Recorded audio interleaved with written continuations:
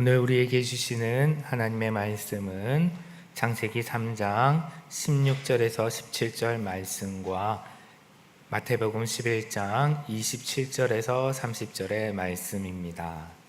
먼저 구약 창세기 3장 16절에서 17절 말씀을 봉독합니다. 여자에게는 이렇게 말씀하셨다. 내가 너에게 임신하는 고통을 크게 더할 것이니 너는 고통을 겪으며 자식을 낳을 것이다. 내가 남편을 지배하려고 해도 남편이 너를 다스릴 것이다. 남자에게는 이렇게 말씀하셨다. 내가 아내의 말을 듣고서 내가 너에게 먹지 말라고 한 그 나무의 열매를 먹었으니 이제 땅이 너 때문에 저주를 받을 것이다. 너는 죽는 날까지 수고를 하여야만 땅에서 나는 것을 먹을 수 있을 것이다. 이어서 신약 마태복음 11장 27절에서 30절 말씀입니다.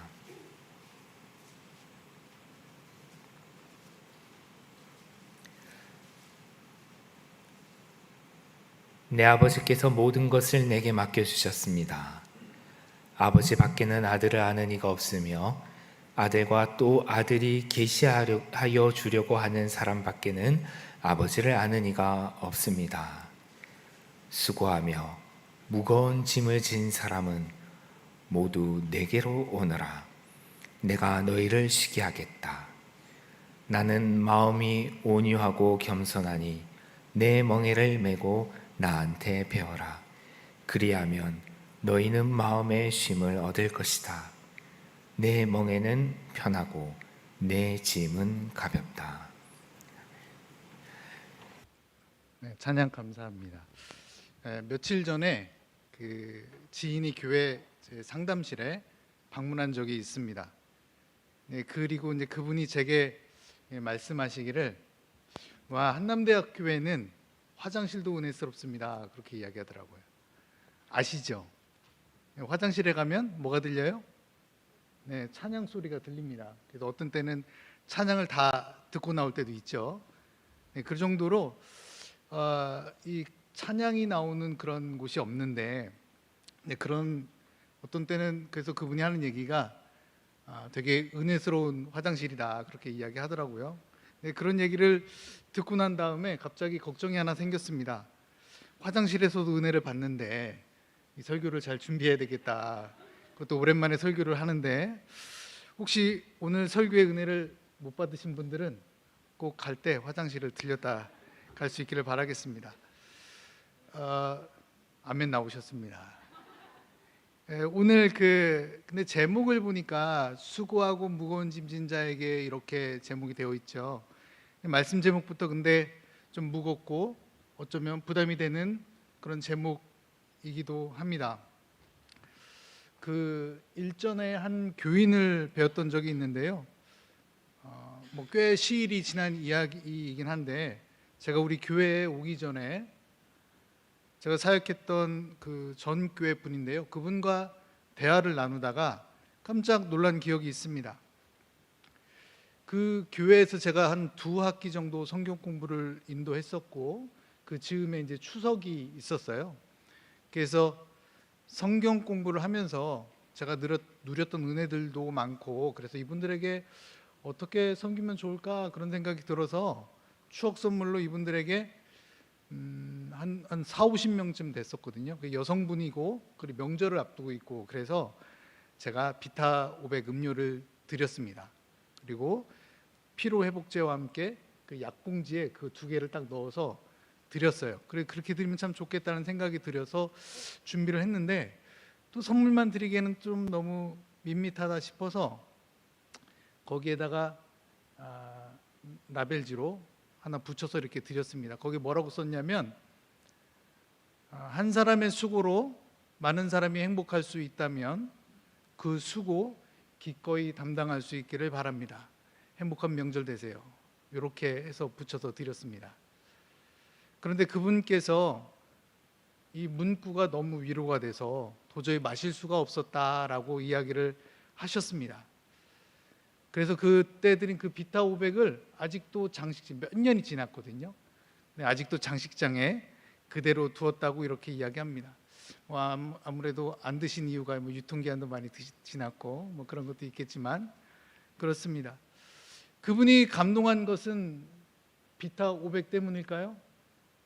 아니면 누군가의 수고를 알아준 것에 대한 위로였을까요? 아무래도 당연히 후자였겠죠. 명절을 앞두고 수고하는 이들에 대한 감사의 표현을 우리도 좀 해주면 좋겠다라는 생각을 합니다. 운전하느라, 그리고 음식하느라, 그리고 설거지하느라, 또 심지어는 우리 젊은 사람들은 심지어 심부름하느라 수고하는 아이들, 그런 이들의 수고라도 우리가 좀 알아주면 좋겠다라는 그런 생각을 하게 됩니다.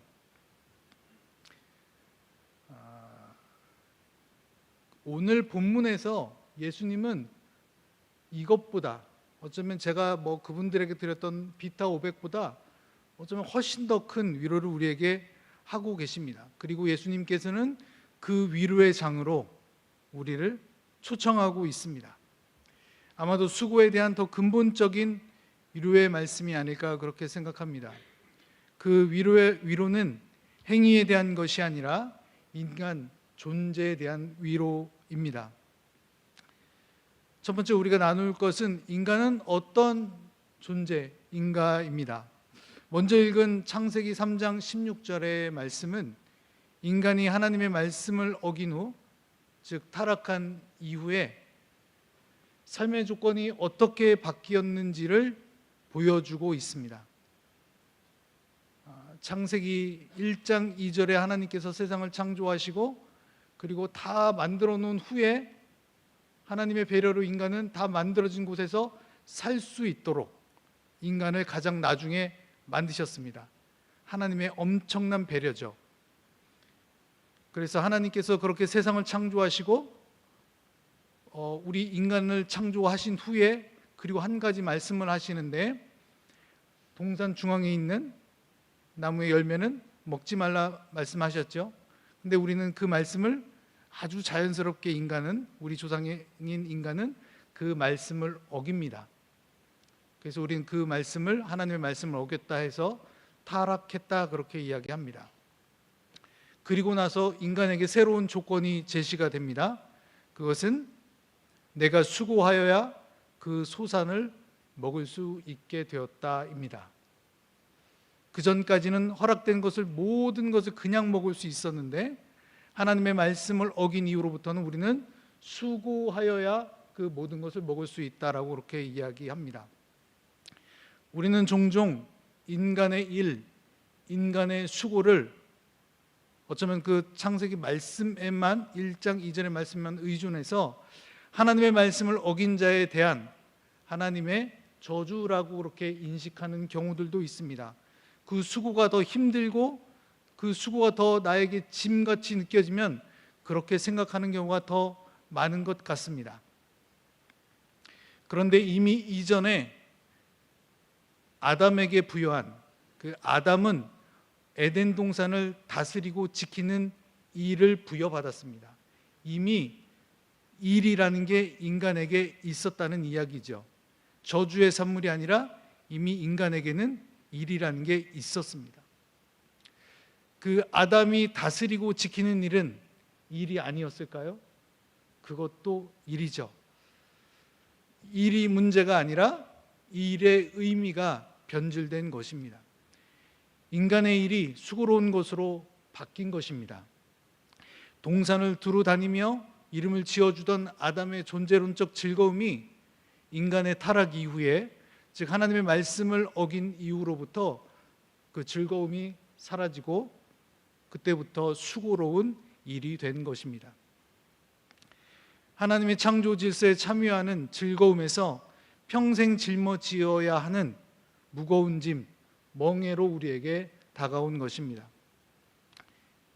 똑같은 일인데 하나님의 말씀을 따르던 때에는 당연했던 것이 하나님의 말씀의 범주를 벗어나는 순간 부담스러운 일, 짐, 멍해가 되는 것이지요.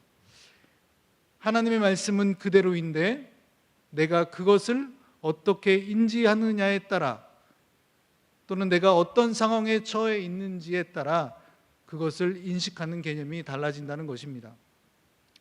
그래서 오늘 본문 창세기 3장에서 말씀하는 인간 이해의 중요한 변화는 하나님이 만들어 놓은 세상을 우리가 이전에는 누리던 존재에서 어쩌면 우리는 수고하는 존재로 바뀌었다는 점입니다. 우리가 회복해야 되는 것이 있다면 하나님이 우리에게 주신 세상을 누릴 수 있기를 바라겠습니다. 하나님의 말씀에 순종하면, 그 말씀 그대로 따르면 하나님의 것을 누릴 수 있습니다. 그러나 하나님의 말씀을 따르지 않고 나의 욕심이 앞서는 순간 우리는 수고하는 존재로 바뀌게 됩니다. 그렇다면 먼저 우리가 하나님이 허락하신 것을 마음껏 누릴 수 있는 그런 마음도 우리가 소유할 수 있기를 바라겠습니다.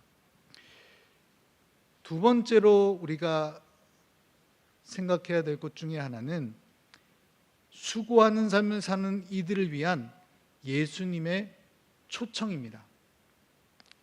예수님께서는 짐을 짊어지고 사는 인간의 삶, 즉 우리 인생을 보고 예수님께서 자신에게 오라고 초청하고 있습니다. 인생이 무엇입니까? 평소에 잘하는 생각은 우리가 아니지만, 그리고 생각이 극한에 다다른 경험을 해보면 인생이 무엇인지에 대해서 종종 생각하게 됩니다. 그리고 또 그런 경험을 했던 사람들을 자주 만나다 보면 가끔 인생이 무엇인지에 대한 궁금함이 있기도 합니다. 어떤 사람에게 인생이 무엇이냐 물으니까 인생은 고해다, 그렇게 이야기합니다. 고해, 고통의 바다다, 그렇게 이야기합니다. 그 고통의 바다는 잔잔하지도 않죠. 그래서 겨우겨우 살아남고 목숨을 유지하는 상황이다, 그렇게 이야기하기도 합니다. 나쁘게 표현하면 죽지 못해 사는 것이라고 이야기할 수도 있습니다. 인생을 너무 네거티브하게 바라보는지도 모르겠습니다만 적어도 우리의 삶이 고해, 그런 면은 있는 것 같습니다. 보통은 만나는 사람이 세계관을 형성한다, 그렇게 이야기합니다. 제가 만나는 사람들이 주로 그런 사람들이 많다 보니까 그렇게 인생을 바라보는 것일 수도 있겠지만, 궁극적으로 잘 들여다보면 인생이 그렇게 녹록지만은 않은 것 같습니다. 저마다 수고의 삶을 살고 다른 사람은 미처 알 수 없는 개인의 짐을 누구나 지고 살아가고 있습니다. 고통의 문제로만 본다면 그래서 인생을 십자가에 비유하기도 합니다. 적어도 자기 십자가가 있다는 말은 우리가 그 고통의 바다에 놓여지면 이해할 수 있습니다. 그래서 예수님께서는 우리에게 자기 십자가가 있고 그 자기 십자가를 지고 가라고 말씀하십니다. 저 사람이 진 십자가가 아니라 당신이 지고 갈 십자가, 우리가 지고 갈 십자가라 이야기합니다. 어쩌면 자기 십자가의 경중, 그리고 그 내용은 알 수 없을 수도 있습니다. 그것이 재정적인 문제인지, 건강의 문제인지, 관계의 문제인지, 죽음의 문제인지, 또는 미래에 대한 불안에 대한 문제인지 알 수는 없습니다. 이처럼 우리는 인생은 확실하지 않기 때문에 그것을 덮기 위한 노력으로 어쩌면 고통과 수고가 따른 것인지도 모르겠습니다. 앞서 말한 것처럼 그래서 인생은 끊임없는 고통의 바다, 고통이 그 끝을 알 수 없는 바다이기 때문에 고해라, 그렇게 이야기하는 것 같습니다. 그러나 이런 다양한 짐을 지고 있는 사람들을 하나님께서는 그 고통의 바다에 그대로 홀로 두지 않으십니다. 그래서 하나님께서는 예수님을 보내셨고, 그 예수님은 그 품으로 우리를 오라고 이야기하십니다. 우리가 구약 성경과 신약 성경의 가장 큰 차이를 볼 때, 특히 말라기서가 있는 그 성경 그 즈음에 할 때에 소선시저가 있는 그 성경의 즈음에는 인간이 엄청나게 힘든 시기, 그러니까 인간의 죄악이 관영한 그때입니다. 그리고 예수님이 오시기 전에 성경에 드러나지 않는 그 400년의 시간이 있다고 말씀드렸죠. 그 시간은 인간이 가장 최악을 행하던 시기입니다. 그러니까 가장 인간이 힘들어할 때, 인간이 최악의 상황이 있을 때, 그때 예수님이 세상에 오신 거죠. 예수님께서는 그렇게 인간을 고통의 바다에 그대로 두지 않으십니다. 인간에게 피할 길을 주십니다. 그러면서 우리에게 또 위로의 말씀을 주시는데요, 오늘 본문 마태복음 11장 28절에서 예수님께서는 우리에게 오라고 초청하고 계십니다. 수고하고 무거운 짐진 자들아 다 나에게 오너라. 내가 너희를 쉬게 하겠다. 그런데 문제는 어디에 있습니까? 성경에서는 수고하고 무거운 짐진 자는 다 오라고 하는데 다 안 가죠. 그죠? 갈 사람만 가고 가본 사람만 갑니다. 예수님께서는 다 오라고 하는데 갈 사람만 가고 간 사람만 가고 가본 사람만 갑니다. 우리는 예수님의 부름, 예수님의 초청에 선별적으로 응답하는 것은 아닌지 돌아보아야 합니다. 내가 응답할 만한 때에는 따르고 그렇지 않을 때는 철저히 예수님의 부름에 딱 반대로 갑니다. 수고해야 하고 무거운 짐이라 여겨지면 정말 딱 반대로 합니다. 주님은 오라 하지만 때로는 불평하며 주님의 초청을 거부합니다. 심지어 하나님을 멀리하고 교회를 멀리하기도 합니다. 좋은 교회는 어떤 교회일까요? 좋은 교회는 수고하는 자가 많은 교회입니다. 수고하는 자가 많다는 것은 노동력을 제공하는 사람이 많다는 이야기가 아닙니다. 수고하는 자가 많다는 것은 주님의 초청을 거절하지 않은 사람이 많은 교회라는 이야기입니다. 내게 주어진 소명, 부르심이 무엇인가 귀 기울이며 주님의 몸된 교회를 위해 기꺼이 수고하는 사람이 많은 교회, 그 교회가 좋은 교회입니다. 저는 우리 교회가 그런 교회가 되기를 바랍니다. 초청을 애써 피하지 않고 그 초청에 순종하는 사람이 많은 교회, 그런 교회가 되기를 바랍니다. 세 번째로, 주님이 주시는 멍에는 무게가 가볍고 게다가 배움도 있습니다. 주님이 주시는 멍에는 가볍고 배움도 있습니다. 주님이 주시는 그 멍에가 어느 정도인지는 모르겠지만 멍에가 무게가 있다면 얼마나 될까요? 어느 정도의 무게여야 부담이 되고 어느 정도의 무게여야 견딜 만한 것일까요? 오늘 본문 바로 뒷구절 마태복음 11장 29절 말씀에 정확하게 이야기하지는 않지만 무게에 대한 힌트가 있는 것 같습니다. 너희 마음이 쉼을 얻으리니 내 멍에는 쉽고 내 짐은 가벼움이라 라고 이렇게 이야기하고 있습니다. 멍에는 어렵지 않고 쉬울 것이며 무겁지 않고 가벼울 것이다, 이 말씀이죠. 주님께서는 이렇게 우리에게 분명 어렵지 않다고 이야기합니다. 그런데 우리는 이것이 어렵다고, 때로는 최악이다고 이야기합니다. 주님께서는 분명히 어렵지 않고 무겁지 않다고 이야기하는데 이것 때문에 힘들어하는 경우도 있습니다. 그래서 연말이 되면 다 내려놓겠다고 하죠. 목사님들이 성도들이 연말에 할 말 있다고 하면 탁 겁을 집어먹죠. 우리 다 내려놓겠다고 하면 그렇게 두려워하는 이유가 있습니다. 그 직을 다 내려놓을까 봐. 어쨌든 마태복음 11장 29절 말씀을 이 번역본들로 보면 나는 마음이 온유하고 겸손하니 내 멍에를 메고 나한테 배워라. 그리하면 너희는 마음의 쉼을 얻을 것이다. 내 멍에는 편하고 내 짐은 가볍다. 그렇게 이야기하고 계십니다. 이 말씀은 수고를 통해 배운다는 말씀입니다. 언뜻 드는 생각에 주님, 짐을 안 지고 배우면 안 될까요? 이렇게 생각할 수도 있겠죠. 그런 생각도 들었습니다. 그러나 고난 없이 힘들이지 않고 그냥도 배울 자세가 충분히 있는데 주님은 내 짐을 져라. 그리고 배워라 이야기하십니다. 배움 이전에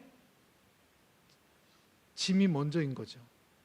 짐을 지지 않고는 배울 수가 없다는 거예요. 인생의 멍해가 없을 수 없고 짐도 없을 수 없는 게 인생인데 그럼에도 불구하고 위로가 되는 한 가지는 내가 너희에게 주는 것은 편하고 가벼울 거라고 말씀하시는 거죠. 주님께서 지라고 하시기 때문입니다. 왜 그럴까요? 왜 내가 너에게 주는 것은 편하고 가벼울 거라고 말씀하시는 것일까요? 생각해 보니까요. 그 짐을 지어 주시는 분, 화물주, 짐을 지어 주시는 분이 누구십니까? 주님입니다. 사람이 아니라 주님이 지어 주시는 거죠. 화물주가 보증하고 있기 때문입니다.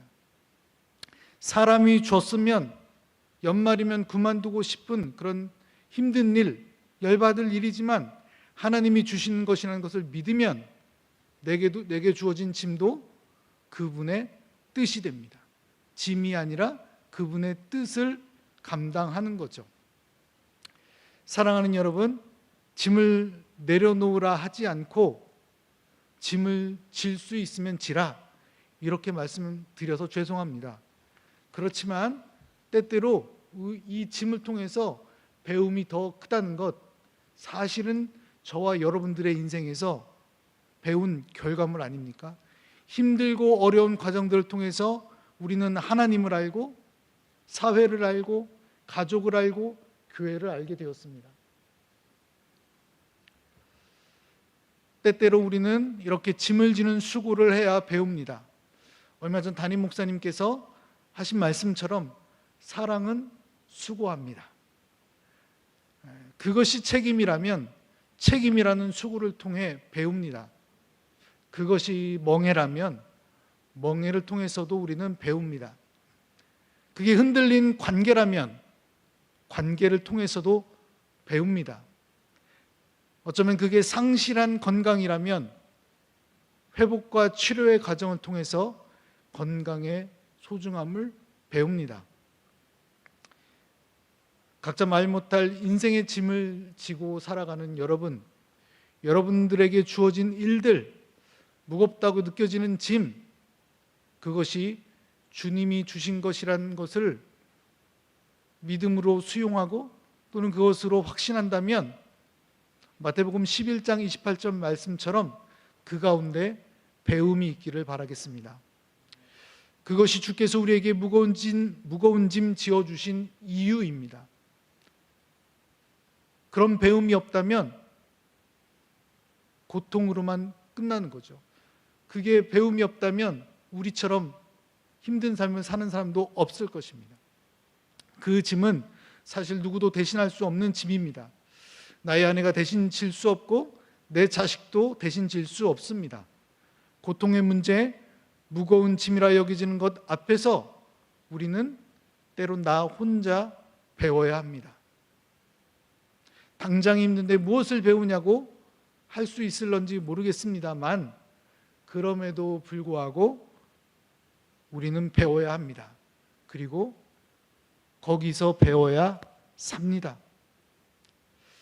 말씀을 마치려고 합니다. 신앙의 삶이 수고만 있고 무거운 짐만 있다면 매주 신앙생활을 이어가는 우리처럼 불쌍한 사람들이 없을 것입니다. 그러나 예수님께서는 수고와 무거운 짐을 통해 배우라고 말씀하십니다.